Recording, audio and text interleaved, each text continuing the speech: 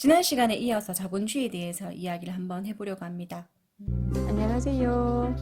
동만남 대림입니다. 반갑습니다.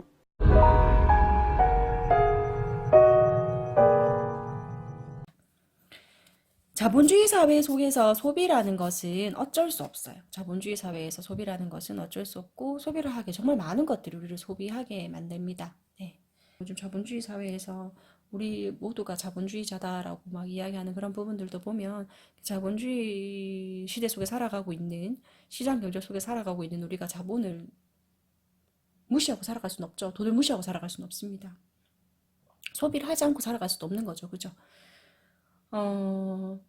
그런데 내가 의도하지 않게 자꾸 소비를 한다라는 것은 사실은 소비 중독, 과소비에 빠져 있는 나의 내면을 돌아보셔야 돼요. 소비는 어떻게 보면 필요한 것을 소비하고 내가 계획하는 것을 소비하는 것은 아름다운 건데, 과소비는 사실은 문제입니다. 소비를 과하게 하니까 과소비겠죠. 과소비는 어디서 시작되는 거냐면, 과소비를 하는 것을 내면을 좀 곰곰이 들여다보면 상처받은 마음이 있어요. 상처받은 마음. 내지는 나의 낮은 자존감. 자존감이 뭐예요? 나 스스로 존재한다는 느낌인데, 이 자존감이 낮은 사람들은 소비를 할 때 내가 존재한다라고 느끼시는 게 문제인 거예요. 그걸 소비하지 않아도 우리는 존재하고 있거든요. 근데 자본주의 사회 속에서 살아갈 때 자본주의가 어떤 세뇌를 시키냐면, 나에게 돈을 쓰는 것이 마치 살아있다고 느끼게끔 광고를 하고요. 그러게끔 시대가 흘러가고 있는데, 악동 뮤지션의 프리덤이라는 노래 들어보셨어요? 그 가사를 보고 제가 정말, 와, 정말 좋은 노래다라고 했는데, 그 가사에 이런 부분이 나와요.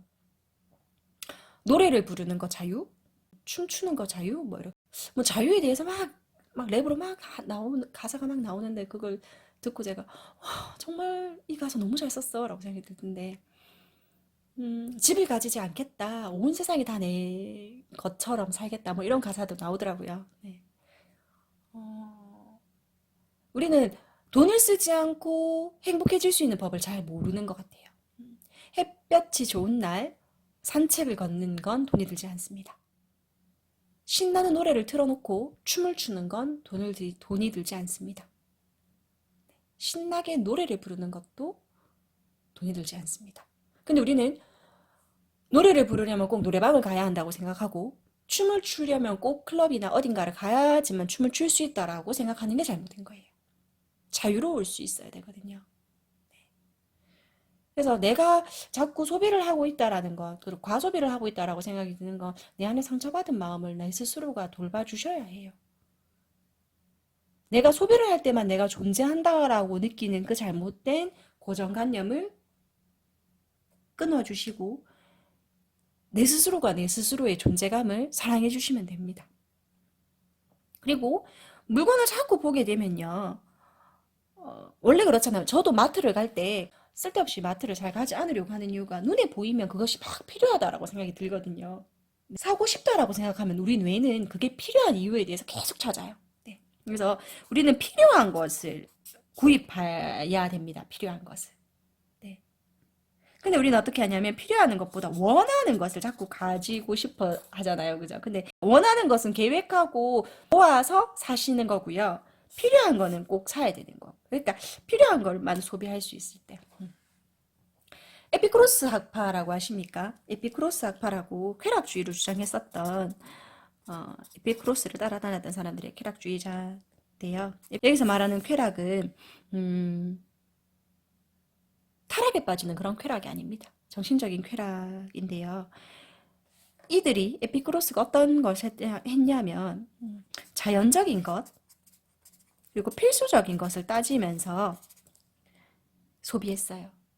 그래서 이 사람들이 따랐던 건 자연적이고 필수적인 그런 것들만 추구하면서 살아갔어요. 그래서 자연적이지 않은 것, 그리고 필수적이지 않은 것은 아예 소비하지 않습니다. 어떻게 보면 쾌락주의 에피쿠로스 학파의 책을 읽어보고 에피쿠로스의 학파의 생각을 들여다보면 들여다볼수록 쾌락주의라고 얘기하지만 그들은 금욕주의자들이에요. 우리가 자본주의 시대를 살아갈 때는 진정한 쾌락주의자가 되어야 해요. 진정한 쾌락주의. 진정한 쾌락주의는 뒤집어서 말하는 육체적인 쾌락이 아니라 정신적인 쾌락을 추구하는 사람들로 살아가야 되거든요.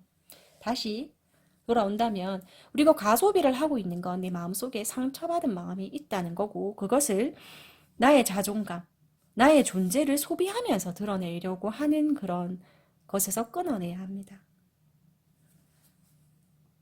그래서 제가 어떤 책을 가지고 이야기할까 하다가 여기 명품 인생으로 사는 습관이라는 책에 나와 있는 부분을 한번 읽어드릴게요.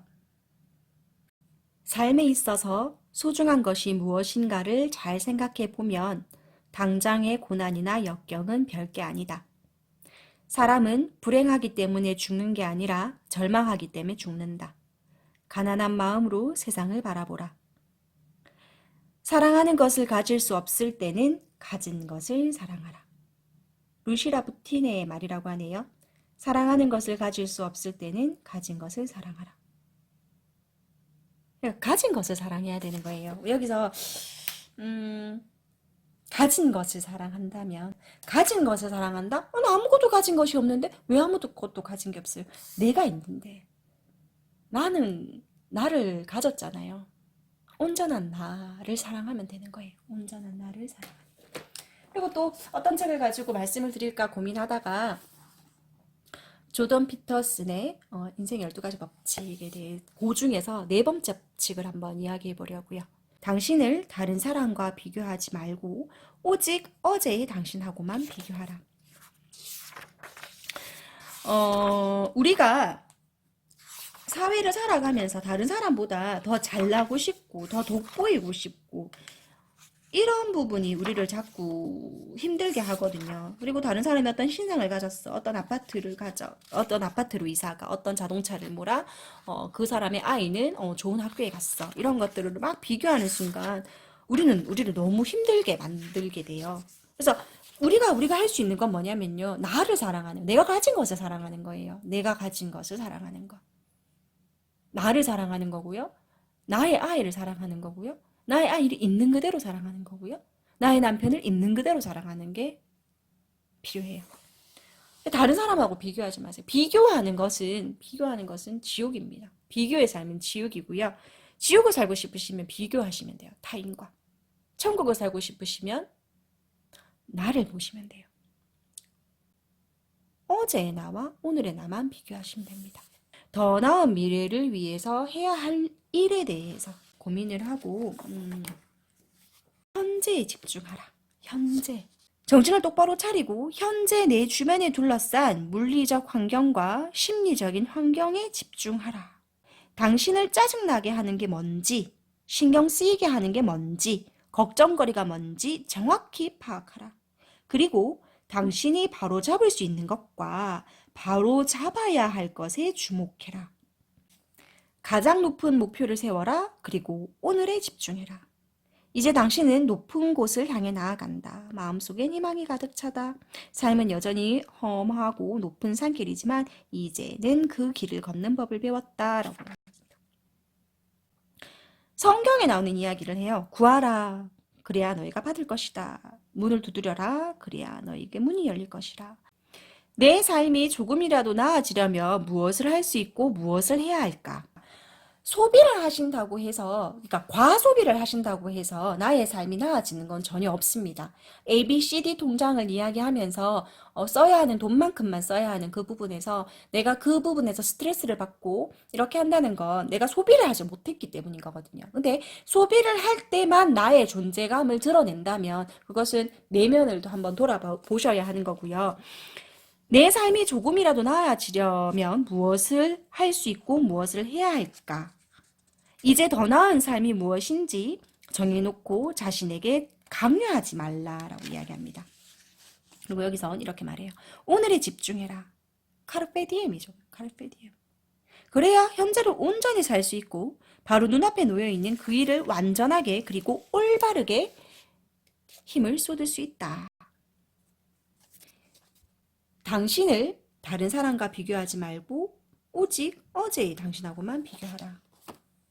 라는 말을 해드리고 싶고요. 아까 이 부분 다시 한 번 더 읽어드릴게요. 과소비로 고민하시는 분에게 제가 던져드리고 싶은 그 답은